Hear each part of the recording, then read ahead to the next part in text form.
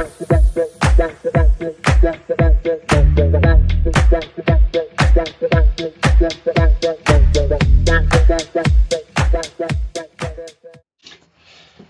well, welcome to Identity Everything, the first of either the only one of these podcasts I'll ever do, or it could be the start of a very successful series. Anyway, the point of Identity Everything is I'm Paul Fisher.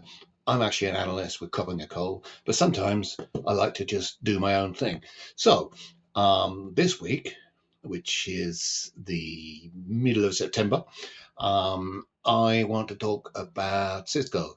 Yes, Cisco. Now, what's Cisco got to do with identity? Well, let's see. Remember this guy? Yeah, this is a flip phone. Sorry, it's not a flip phone, a flip camera. These were all the rage back in the early 2000s, actually more like the late 2000s. But anyway, everybody, these were crazy. These were fantastic little devices.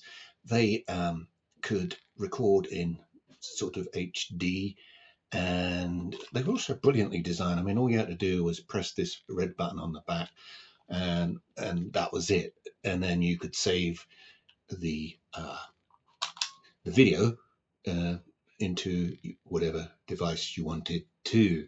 Now, and then that thing doesn't go back very well. Anyway, so the point about a flip phone is it was a brilliant device ahead of its time, and everybody loved it. And then suddenly, for some reason, Cisco, the global networking giant, decided to buy Flip and their lovely phone. Phone. I keep saying phone. I mean camera. There's no phone on this. Actually, that's a very good point. The cameras in phones became so good that probably this thing would have died anyway. But what no phone today has got is the ease of use of this thing. There is nothing that holds in the hand as well. You know, you have to do this with a phone, don't you? So this, you just hold it up, and it also was in the right format for social media, even though social media hadn't really been invented. In fact, I think the standard for this was 4.3. Now, that is the flip phone. There was much surprise in the industry, the wider IT industry, when Cisco decided to buy this. Like, what the hell does Cisco want with a consumer device, one that cost, I think, about £99, $99, 99 euros around the time. It was cheap as well. You see, the other thing is cheap. So I looked at some old news stories, and I found this fantastic statement from the Cisco chairman, CEO, John Chambers, who he said, "We are making key targeted moves as we align operations in support of our network-centric platform strategy." He then said, "As we move forward, our consumer efforts will focus on how we can help our enterprise and service provider customers optimize and expand their offerings for consumers and help ensure the network's ability to deliver on those offerings." Yeah. But it never made sense. It didn't make sense then, it doesn't make sense now. Like, what was this phone, what was this camera device supposed to do within Cisco? I mean, it was a consumer device, it produced images, and they're in the connection lens. You know, it's like, I understand. I remember going to San Francisco back at that time for a Cisco conference in Frisco, and they inevitably gave away as many flip phones as they could to all the assembled analysts and press there. So I ended up having two of these things, and I don't know what happened to the other one. I think maybe my ex-wife took it. But anyway, this one is still here, although it seems to have got Coca-Cola on it or something, because it's really sticky. And um, and even and at then it was very. They didn't really want to talk about Flip. They wanted to talk about whatever wonderful things they're having to their network devices at that time. And the company paid. What did they pay? Let's have a look here. They paid $590 million for Flip. Okay, so right, that's not billions and billions, but it's still half a billion, and it's quite a lot for a single product which doesn't really fit in with your products that you already have, which are enterprise networking stuff. So what happened next was even stranger, because they kept the flip phone and sold it for a bit, for a couple of years, did nothing to it. They obviously couldn't think of a way of integrating the flip phone, the flip camera. I'm going to have to edit it this way. I'm not going to edit all the bits where I say phone instead of camera. I mean camera when I say phone. It's just a flip, flip phone. Sounds like a flip phone. You remember the flip phones? Yeah. Motorola. They were. Anyway, so the point is that they kept it for a couple of years and did nothing with it, and it sold and it continued to be sold. Crucially, they didn't develop a product. This is the important bit. They didn't do anything to improve the flip from its then starting to emerge competitors, from the then starting to emerge better and better. Don't forget the iPhone had been launched just 2 years before this, was already impressing the world with its camera function and starting to change the way that we bought phones. And I mean phones, not cameras. So yeah, they then decided, having done nothing with it. Did they sell it then to another consumer oriented business? Did they do anything? No, they just killed it. They just killed it. They took this amazing piece of design and technology and killed the damn thing. So, and what did they say? Yeah, at the time, I've got one of the analysts said, "I'm very surprised that Cisco chose to simply shut down the product, given what they paid for it." Well, yeah, it's 590 million for it. It's quite a lot, and they said, well, he said, "I'm not surprised they got out of the consumer business." Yeah, I'm not surprised. I'm not surprised they got in it in the first place. So there was many uh, questions asked at the time about the whole flip fiasco, as it turned out to be. And it's never really been answered, that the whole flip episode. I mean, literally, it's like Cisco flipped out. They flipped out, or someone, John Chambers, flipped out and said, "I love this little camera. Let's buy it, and I'll give it to all my family and friends." So the point was also at the time that Cisco's core business was under threat from Chinese and other competitors, and investors in the company saw the whole flip adventure, flip journey, as a sign that they weren't focused on their core business. So where does that lead me on to right now in this rambling monotone podcast? I notice that sometimes I seem to turn into a well-known broadcaster in Britain called Peston, who is famous for talking and taking big gaps between his words. And I think sometimes I do that, so I'm sorry about that. But at least he's a professional broadcaster, so it can't be that bad. Now, the other thing is, yes, so This week, Cisco, many years later, 2023, incredible, it was 14 years ago, and we are where we are now. Video is everywhere, and Cisco has continued to make acquisitions. I remember another acquisition it made about the same time with a little company called Ironport that just made appliances, web firewall appliances and things.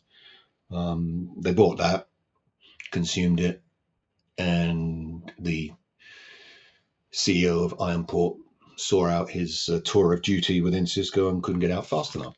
So this week we have the big news in the security world and the identity world that Cisco has bought Splunk. So the numbers are a bit different compared to our little camera. So New York Times says they paid $28 billion in cash. I love that phrase when they say in cash, because it doesn't mean that John Chambers went round to Splunk's house and said, I've got 28 billion in the van here, mate. Hey, I've got 28 billion. Take it or leave it. Do you want it? Okay, so it's 28 billion and and, and we'll buy the company. All right.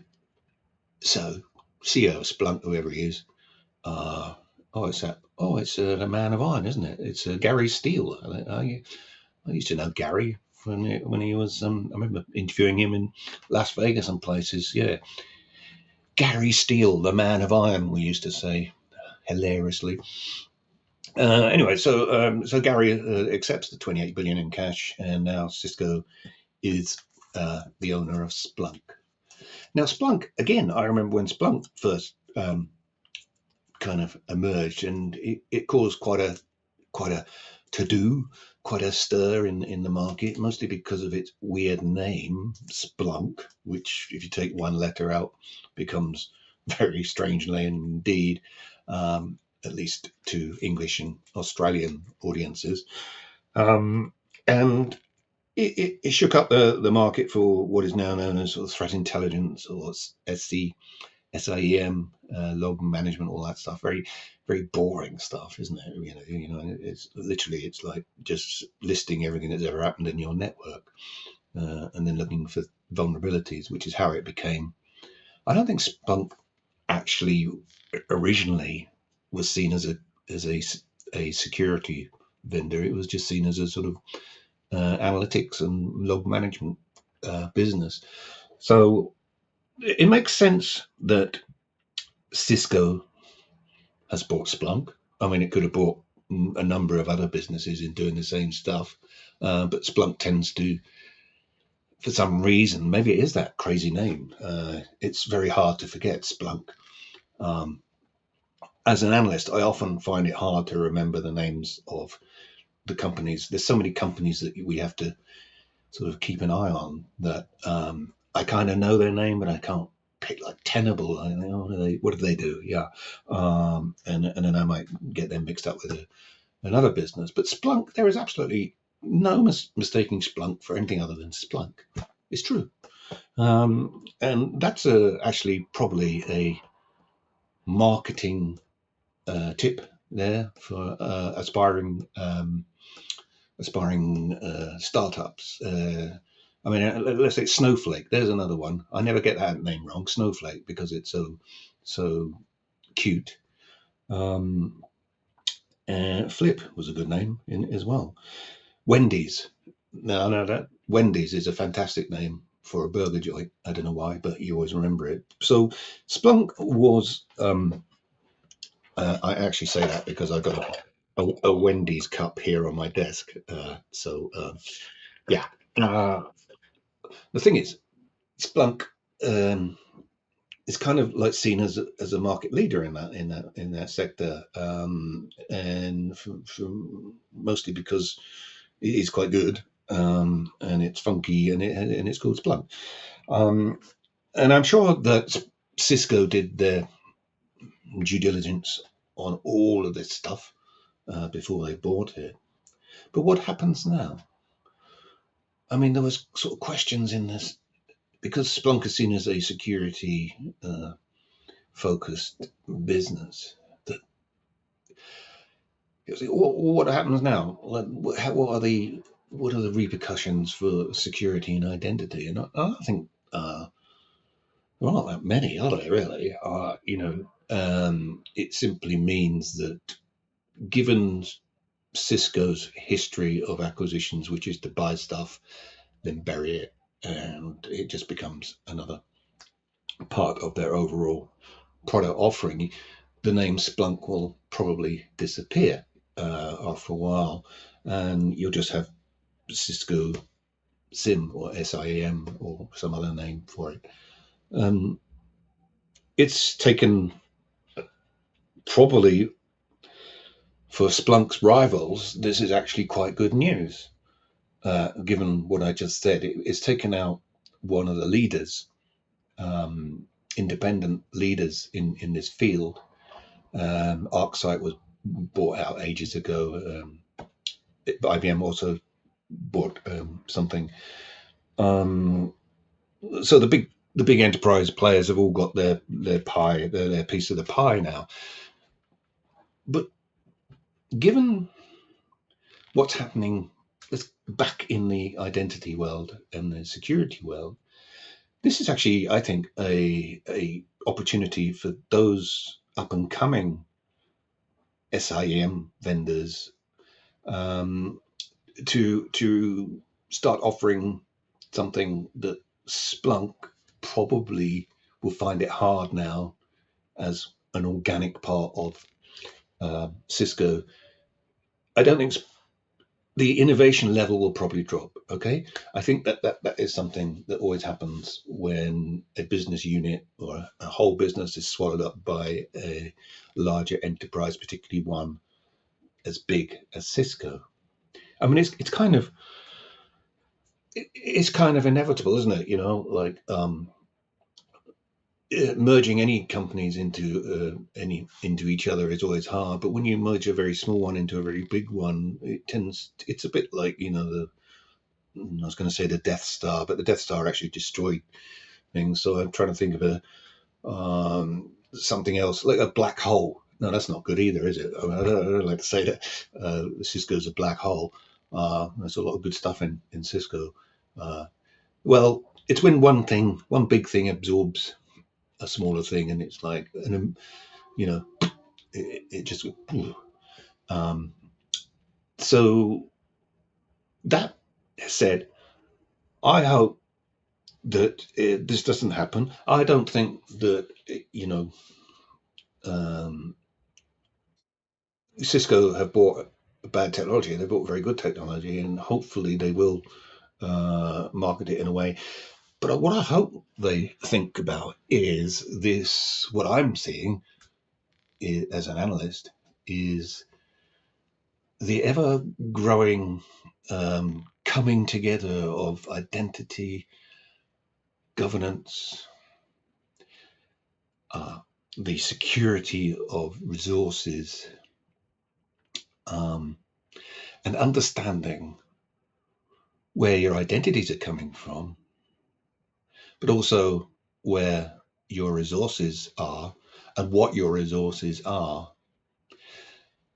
And threat intelligence is now becoming more than just a record keeping sort of exercise, and more something that will help business in the future identify their identities and identify what they have in terms of resources, and identify through threat intelligence and other systems and KIM, entitlement management, and they'll be able to identify in real time what that identity is, what it wants, and what the resource that it is looking for is. What is the history of, not just the history of, forget for a minute the history of the identity, but we also need to know the history of the resource. And that's where stuff like Splunk and others and the innovation that's happening in that space will make a difference, because We need much more intelligence. We're moving away rapidly from standing privilege access and um, in towards, you know, ephemeral just-in-time access. It's going to take a while, but we are moving rapidly. At least that's where I believe the curve of innovation is moving. Um, so I hope that Cisco doesn't just let this jewel that they've just acquired sort of fester within the giant. I mean, you know, when these things happen, and you know, Gary Steele and John Chambers, they say all the nice, you know, how great it is, um, you know, to be part of the big family and blah blah blah. But you know, um, the Wall Street buffs and you know even administrations weren't that impressed. Shares Cisco fell 4%, and also the U.S. government is not entirely in favor of these kind of um, big mergers, which give perhaps one company a market advantage. You see, but the thing is about that is that it doesn't necessarily give Cisco a market advantage just because they bought um, Splunk. So that really wraps up this edition of Identity Everything. Not much in this one about identity, but there is if you look hard for it, and if you look closely at what's happening with threat intelligence, with access management, with data governance, and with entitlement management, you'll see that they're all coming together in a way that means that we should be able to improve access management, improve access to privileged entities. And in the next episode of this, I will talk more about my theories about how we can fundamentally alter the way we think about what is privilege, what is privileged access, and does it matter anyway? Okay, so thanks for listening and watching, and see you next time.